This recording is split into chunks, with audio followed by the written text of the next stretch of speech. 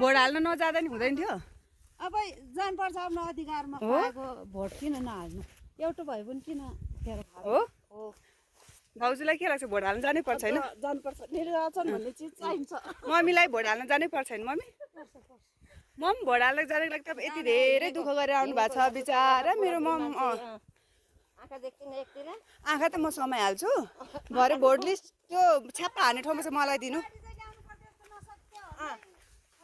ल यो व्यवस्था पनि छिटै हुन्छ अब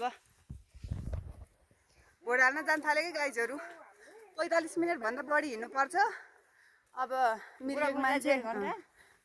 मान्छे अब मजासम्म हिँड्नुपर्छ धन्न रोड चाहिँ पातलेको त्यही भएर हामी हिँड्दैछौँ हाम्रो यता हुनुहुन्छ हाम्रो ग्रुपहरू टोलीहरू एकदम उहाँ हुनुहुन्छ झनै एकदम अलि बिरामी अनि यता म छु अब त्यही हो